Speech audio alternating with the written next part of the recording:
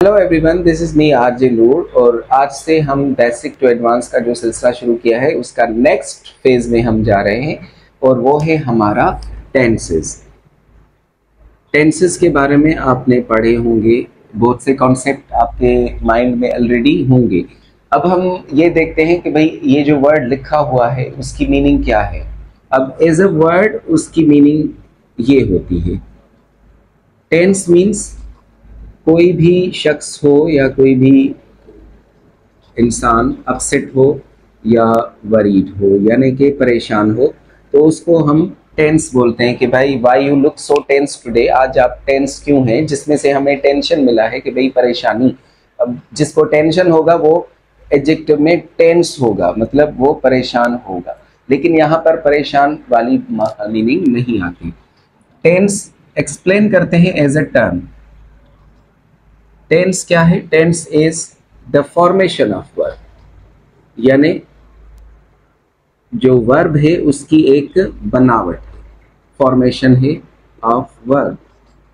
Verb जो हमने पढ़ा था आपको याद होगा, एक हमने ऑक्सिलरी भी पढ़ा था, ऑर्डिनरी भी, दोनों पढ़े। अगर नहीं तो आप दोबारा से वो पार्ट्स ऑफ स्पीच की वीडियोस देखें। फॉर्मेशन ऑफ वर्ब यानी कि वर्ब की जो बनावट है, क्या करती है वो बनावट? विच एक्सप्रेसेस, जो एक्सप्रेस करती है वेरियस यानी वैरायटी, किस चीज की? ऑफ वेरियस एंगल्स या एस्पेक्ट्स, यानी पहलू या एंगल्स वगैरह, किस चीज के? टाइम के।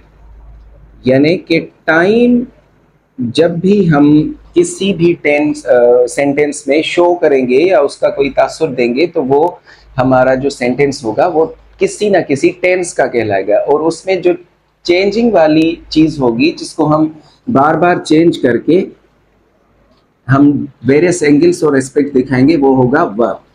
जैसे अगर मैं कहूं कि एक सेंटेंस में लिखता हूं, जैसे आई कैन कम, और एक मैं सेंटेंस लिखता हूं कि भाई आई मस्ट कम।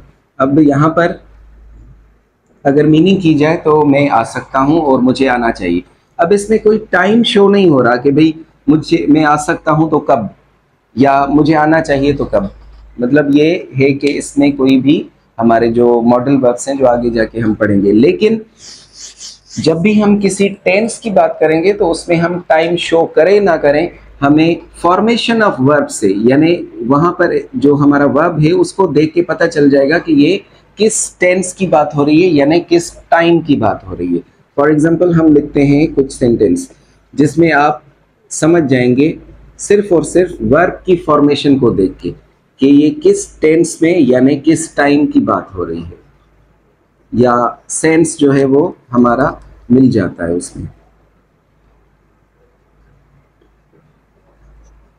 अब देखिए इस सेंटेंस में मैंने सिर्फ एक चीज को चेंज किया है, वो है फॉर्मेशन ऑफ वर्ब, यानी वर्ब को हमारी जो बनावट है उसको थोड़ा सा इधर उधर किया। आई कम, मैं आता हूं। आता हूं का मतलब क्या है कि वो रेगुलर एक हैबिट है। आई एम कमिंग, मैं आ रहा हूं तो वो उस वक्त आ रहा है। आई विल कम, मैं आऊंगा, तो ये आगे वाले टाइम जो फ्यूचर का है उसको जाहिर करता है। आई केम, मैं आया, यानी कि पास्ट की बात करें। अब मैंने कहीं पे भी ये टाइम मेंशन नहीं किया कि मैं आता हूं तो कब आता हूं, आई एम कमिंग में आ रहा हूं तो किस वक्त आ रहा हूं, आई विल कम या आई केम, लेकिन सिर्फ और सिर्फ हमें फॉर्मेशन ऑफ वर्ब को देख के पता चल रहा है कि ये कौन कौन से टाइम का तासुर दे रहा है। ठीक है, तो अब हम वन बाय वन टेंस को डिफाइन करेंगे। अब हमारे यहाँ इंग्लिश में जो बेसिक टेंस होते हैं मेन, वो होते हैं एक होता है प्रेजेंट और दूसरा होता है पास्ट। जब भी हम बात करते हैं तो तीन टेंस में बात करते हैं, या तो हम किसी प्रेजेंट की बात कर रहे होते हैं, या किसी पास्ट इवेंट की बात कर रहे होते हैं, या फ्यूचर में आने वाली चीज जो है वो उसकी बात करते हैं। आज हम शुरू करेंगे प्रेजेंट टेंस को। अब सबसे पहला जो हमारा है प्रेजेंट टेंस का कौन सा एंगल। अब मैंने आपको जो डेफिनेशन में लिखा था कि भाई एस्पेक्ट्स या एंगल, तो इसका जो है पहला जो एंगल है जिसको हम कहते हैं कि भाई या फिर ऐसे कहें कि भाई उसकी वैरायटी है या काइंड है, वो है simple present. Simple present tense, या हम कह सकते हैं इसको प्रेजेंट इंडेफिनिट टेंस। अब इसके जो नाम है वो जो भी हो, लेकिन हम इसके काम को देखेंगे।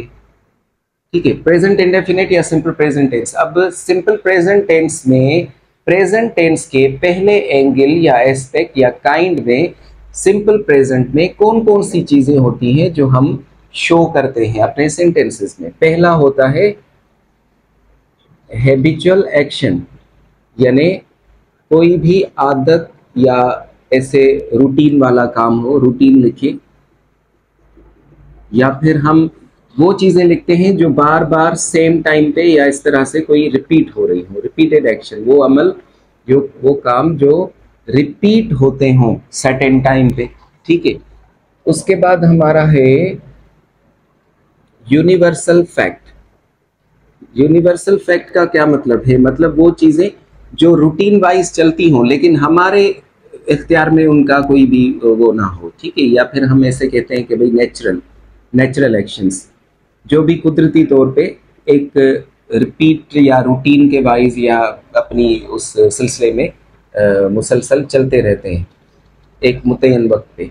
और एक होता है हमारा जनरल ट्रूथ, यानी वो सच जो हमने ऑब्जर्व किया हो लेकिन वो भी ऐसे कह सकते हैं कि भाई वो भी सेम हो ऑब्जर्वेशन, ठीक है, of human being.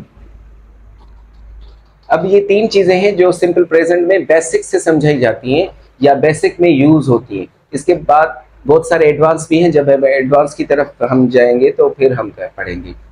Habitual action, universal fact और जनरल ट्रूथ। अब सबसे पहले ये लिखते हैं कि भाई इसका जो वर्ब फॉर्मेशन है वो कैसा है, क्योंकि इंग्लिश में हमारा जो सेंटेंस बनता है, जो बेसिक सेंटेंस है हमारा सब्जेक्ट, वर्ब और ऑब्जेक्ट या इस तरह से बनता है। ठीक है, यानी सब्जेक्ट और वर्ब के बाद ऑटोमेटिकली सेंटेंस कंप्लीट हो जाएगा। तो हम टेंसेस में खेलेंगे वर्ब के साथ, वर्ब को इधर उधर करके हम मुक्त एक से दूसरे टेंस में जाएंगे। अब इसकी सेंटेंस फॉर्मेशन क्या है, यानी इसका सेंटेंस कैसे बनता है, या फिर हम कह सकते हैं कि भाई इसकी वर्ब फॉर्मेशन क्या है, यानी वर्ब किस फॉर्म में आता है इसमें। ठीक है, तो आगे जाके इसको हम एब्रीविएशन में एसएफ लिखेंगे या फिर हम वीएफ लिखेंगे, यानी सेंटेंस फॉर्मेशन या वीएफ पूरा लिखने से क्या बजाय। ठीक है, इसमें सब्जेक्ट के बाद डायरेक्ट वर्ब आता है और उसका जो फर्स्ट फॉर्म हमने आपको बताए थे, तीन फॉर्म, बेस फॉर्म और पास्ट और पास्ट पार्टिसिपल। तो सब्जेक्ट और वर्ब का बेस फॉर्म यानी वर्ब का फर्स्ट फॉर्म ही आएगा। ठीक है, तो ये यहाँ पर हमारा सिंपल प्रेजेंट का सेंटेंस कंप्लीट हो जाएगा। अब हम अलग अलग से तीनों चीज़ों के अलग अलग से कुछ एग्जाम्पल लिखेंगे, लेकिन उसमें सब्जेक्ट और उसके बाद वर्ब का फर्स्ट फॉर्म रखेंगे ताकि हमें पता चले कि ये प्रेजेंट सिंपल प्रेजेंट टेंस की बात हो रही है। मेरे ख्याल से ये आपको क्लियर हो चुका होगा। अब सबसे पहले हम लिखते हैं हैबिचुअल एक्शंस जो हम रोज़मर्रा की ज़िंदगी में हम करें, कोई भी करे, कोई लड़का करे। जैसे हम कहते हैं आई मैंने सब्जेक्ट लिखा। अब मैं कहूँ कि भाई आई वेक अप, मैं उठता हूँ, अर्ली, जल्दी उठता हूँ, ये मैंने एडवर्ब लगाया। अब इसमें वर्ब कौन सा आया, फर्स्ट फॉर्म। आई वेक अप का क्या मतलब हुआ कि मैं एक रूटीन के साथ उठता हूँ जल्दी। ठीक है, ही गोज टू ऑफिस, वो ऑफिस जाता है। कब जाता है भाई, डेली जाता है। ठीक है, यहाँ पर भी मैंने सिंपल प्रेजेंट में फर्स्ट फॉर्म लगाया। ये ऐसे और ये इसके क्यों आ रहा है ये मैं अभी आपको बता रहा हूँ। दे प्ले द मैचेस या मैच ऑन संडेज, वो संडेज को जो है वो क्या करते हैं, खेलते हैं। We celebrate Eid every year, हम हर साल ईद मनाते हैं। अब ये भी एक रिपीट होने वाली चीज़ है या रूटीन के साथ चलने वाली एक चीज़ है। या फिर हम कहते हैं कि भाई she works in a bank, वो बैंक में काम करती है, तो वो रोज़ाना जाती है अपनी रूटीन के हिसाब से। इस तरह से बहुत सारे और सेंटेंस आप बना सकते हैं जिसमें हमें पता चल रहा है कि भाई ये एक रूटीन और सिलसिले के साथ एक चीज़ एक मुतय्यन टाइम पे, मुकर्रर टाइम पे वो चल रही होती है, ठीक है। तो या फिर हम ये भी तो हो सकता है जैसे द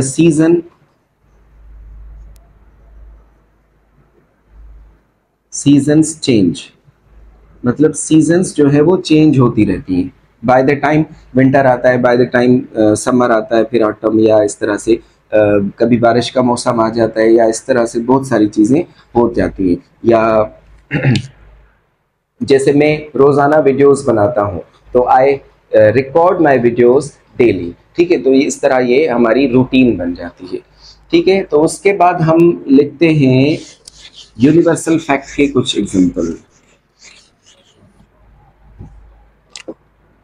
अब यूनिवर्सल फैक्ट में मैंने आपको बताया कि एक नेचुरल चीज़ होती है जो अपनी रूटीन के साथ तो चलती है, लेकिन हम नहीं चलाते उसको। ये काम ऐसे थे जो हम खुद करते हैं। जैसे एक आम सा सेंटेंस लिखा जाता है कि the sun rises in the east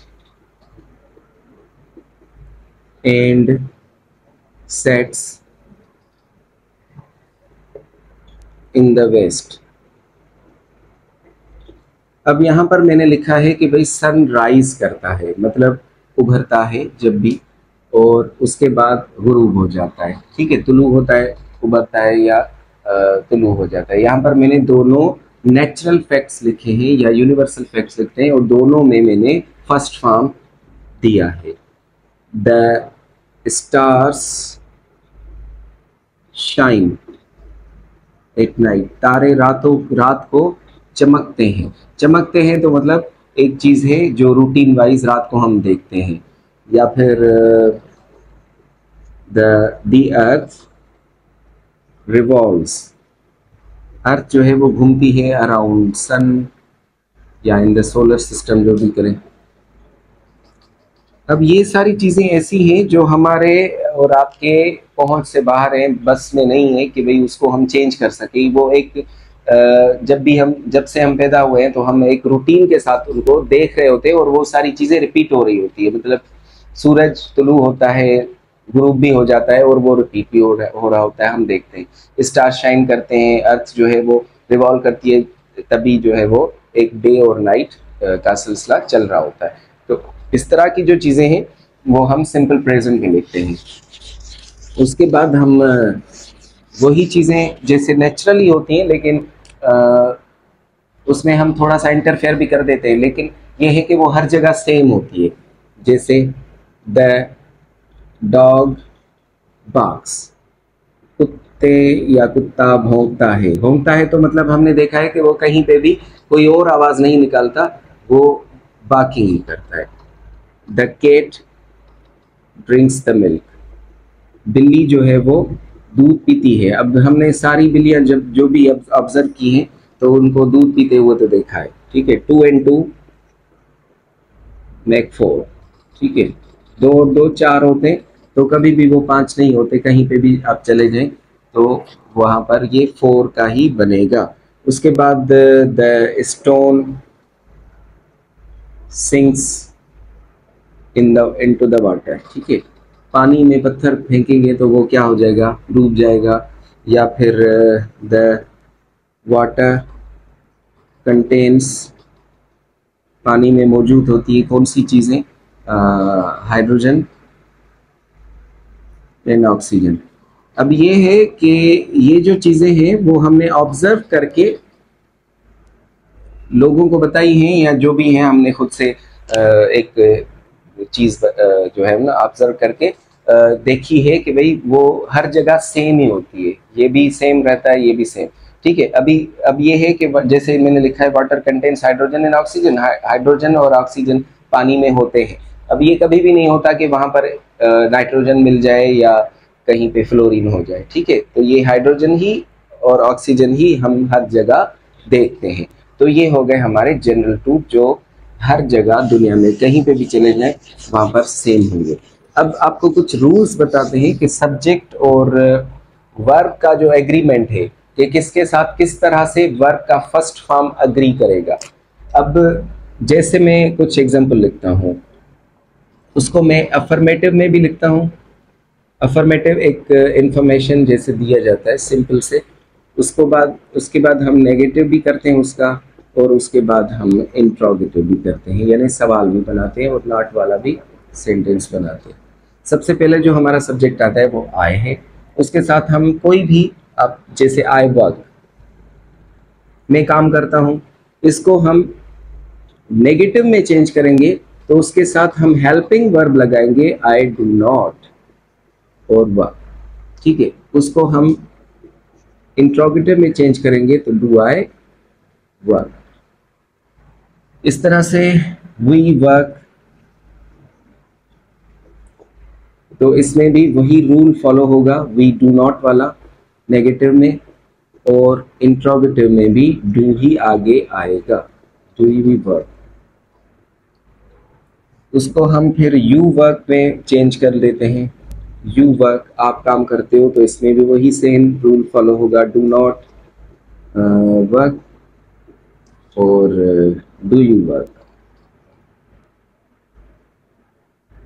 लेकिन कुछ, या फिर दे भी होता है, दे वर्क, ये भी सेम ही रूल फॉलो करता है, दे डू नॉट वर्क और डू दे वर्क।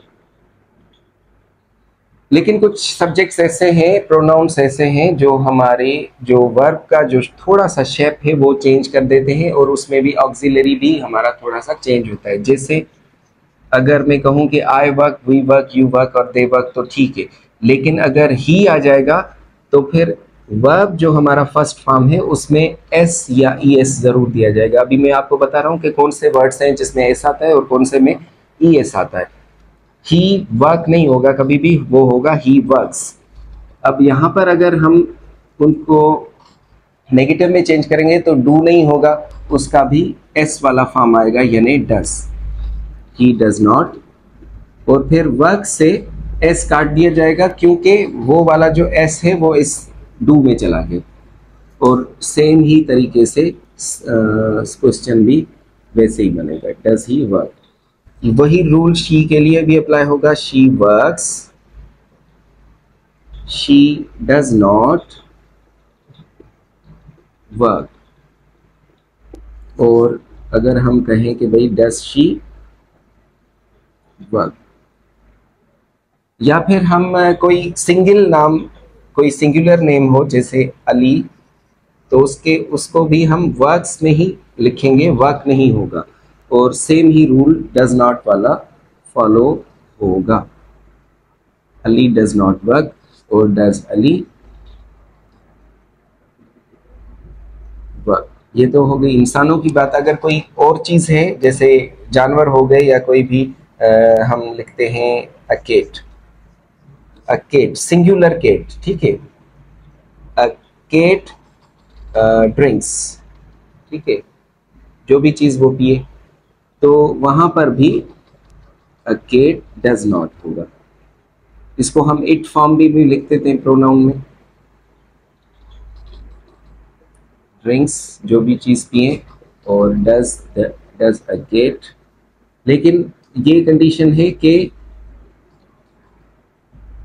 वो सिंगुलर ही होनी चाहिए, यानी कि कोई भी सिंगुलर नाउन होना चाहिए, या फिर इंसानों में से हो या कोई जानवरों में से, या फिर कोई और चीज हो जैसे पेन वगैरह है या कुछ भी। ये हम रूल फॉलो करेंगे।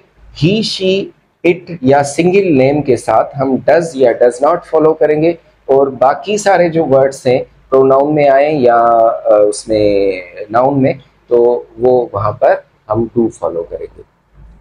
अब मैं आपको बता रहा हूं कि भाई कौन कौन से वर्ड हैं जिसमें हम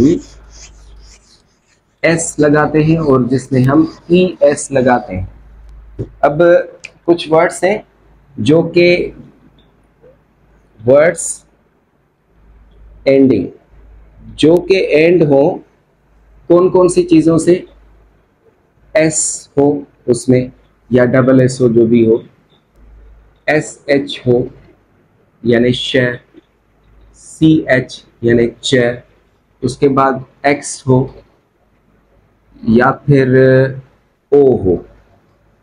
तो ये हमेशा जब भी ही शीट और सिंगुलर नाम साथ आएंगे तो वर्ब के साथ प्लस में ई एस लगाया जाएगा। अगर इनके अलावा कोई और प्रोनाउंसिएशन या कोई और लेटर होगा तो उसमें सिर्फ एस लगाया जाएगा। जैसे मैं लिखता हूं कि भाई द बेबी, एक बेबी है, सिंगल है, तो हम किसेस को अब एस नहीं लगाते क्योंकि ये एस से एंड है तो वहां पर ई एस वाला रूल फॉलो होगा। एस एच पे हम करते हैं ही फिनिश, तो ये श पे खत्म होगा तो ये ई एस फॉलो करेगा।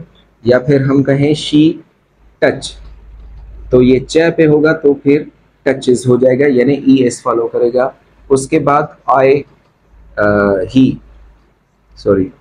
ही बॉक्स, वो बॉक्स करता है, बॉक्सिंग करता है तो बॉक्सेस होगा। या फिर हम सिंपल सा जो सेंटेंस है वो जैसे ही गोस, ठीक है, या ही डज, डू होगा, ओ से एंड हो रहा है तो उसमें एस नहीं लगाया जाएगा, ई एस लगाया जाएगा। बाकी जो रेस्ट ऑफ दी वर्ड्स हैं, rest of letters follow only S in the end, ठीक है, आफ्टर द वर्ब। बाकी सारे जो हैं, जैसे मैंने एग्जांपल्स लिखे थे, ही वर्ब को लिखा तो के जो है इसमें नहीं है तो ये वही रूल फॉलो करेगा, एस आएगा। शी जैसे प्ले है, या फिर प्ले नहीं कहते हम, राइट कहते हैं। राइट में ऑलरेडी ई लगा हुआ है यानी इसमें से कोई भी लेटर नहीं आया तो इसमें सिर्फ एस लगाएंगे। बाकी सारे इस तरह चलेंगे। बाकी अगर एस पे ख़त्म हो रहा है, एस एच पे या सी एच पे या एक्स पे या फिर ओ पे ख़त्म हो रहा है तो उसके बाद हम ज़रूर ई एस लगाते हैं आफ्टर वर्ब, अगर नहीं तो फिर सिर्फ एस लगाया जाता है। अब कुछ ऐसे लेटर्स हैं, वर्ड्स हैं जिसमें वाई एंड होता है, लेकिन वो थोड़ा सा दो फॉर्मेट में हम समझते हैं। एक तो वर्ड वो होते हैं जो वाई पे एंड होते हैं, वर्ड्स एंडिंग विथ वाई, यानी आखिर में वो वाई पे एंड होते हैं लेकिन फॉलो करते हैं, बट फॉलो अ कॉन्सोनेंट, उसमें कोई कॉन्सोनेंट साउंड आता है या लेटर आता है। अगर वर्ड्स आएगा एंडिंग विथ वाई लेकिन वॉल को फॉलो करेगा, इसमें दोनों में थोड़ा सा डिफरेंस है। फॉलो अ वॉल, ठीक है, अगर वॉल में। अब हम पहले कॉन्सोनेंट को देखते हैं। जैसे वाई पे एंड होता है लेकिन कॉन्सोनेंट को फॉलो करता है, यानी पहले वाई से एक कॉन्सोनेंट आता है, जैसे कैरी।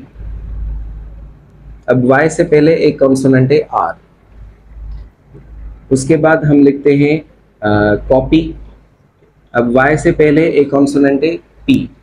Fly, L, try. अब इस तरह से बहुत सारे वर्ड्स आपको मिल जाएंगे जो कि कॉन्सोनेंट को फॉलो करेंगे वाई से पहले, ठीक है। तो उसका क्या रूल है? उसका रूल ये है कि भाई जब भी एस या ई एस लगाया जाएगा तो उसमें ये रूल अप्लाई किया जाएगा, वाई को काट के हम आई लिखेंगे और उसके बाद हम ई एस लगाएंगे। कॉपी, वाई को काट के आई फिर E S same. Fly, F L I E S. Try, T R I E S.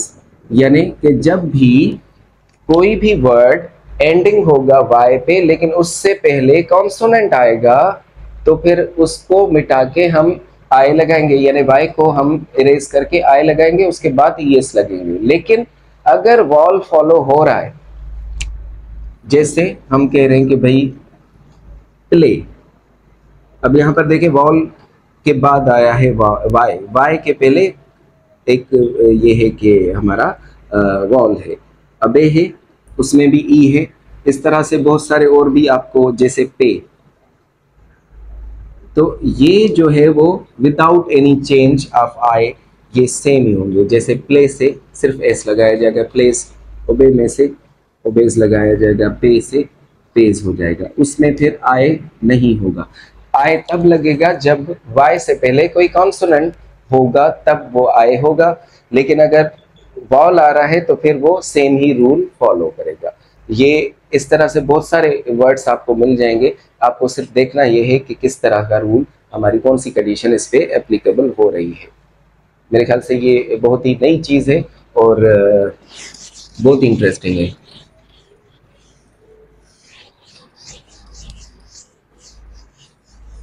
अब मैंने आपको बताया था कि जब भी हम नेगेटिव और इंट्रोगेटिव करते हैं,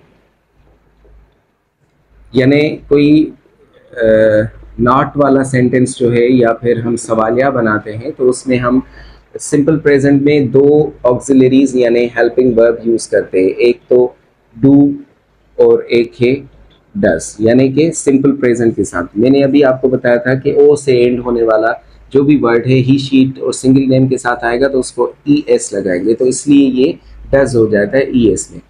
अब इसका अगर हम नेगेटिव बनाते हैं, जैसे हम आई डू नॉट प्ले, या फिर हम कहते हैं ही डज नॉट प्ले, तो अगर हम इसका एक फॉर्म होए जिसको हम कहते हैं कॉन्ट्रैक्शन फॉर्म। कॉन्ट्रैक्शन फॉर्म ये है कि भाई हम उसको हम शॉर्ट कर देते हैं, जैसे हम शॉर्टन कर देते हैं, ठीक है, यानी छोटा कर लेते हैं, तो वो बनेगा डू से डोंट और डज से डज नॉट, या डज नॉट से डजंट।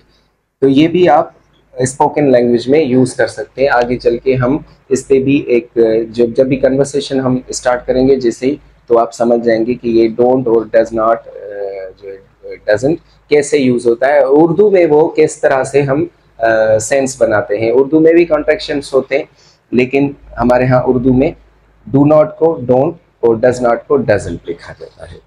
ये था हमारा simple present tense. I hope कि आपको इसकी सेंटेंस स्ट्रक्चर और वर्ब फॉर्मेशन का थोड़ा सा सेंस बना होगा। अगर नहीं तो आप प्रैक्टिस कीजिए, और प्रैक्टिस अगर ज़्यादा करेंगे तो आप ज़्यादा सीख पाएंगे। तो आगे चल के हम सिंपल प्रेजेंट की ही के कुछ वेरिएशंस एडवांस में भी पढ़ेंगे, लेकिन फ़िलहाल हम बेसिक की टू एडवांस की तरफ जा रहे हैं। तो हम सिर्फ बेसिक पॉइंट्स हैं जो हम डेली रूटीन में यूज़ करते हैं, तो वो हमने आपको आज बता दी। नेक्स्ट वीडियो में हम इंशाल्लाह प्रेजेंट कंटिन्यूअस को डिफाइन करेंगे। See you in the next video.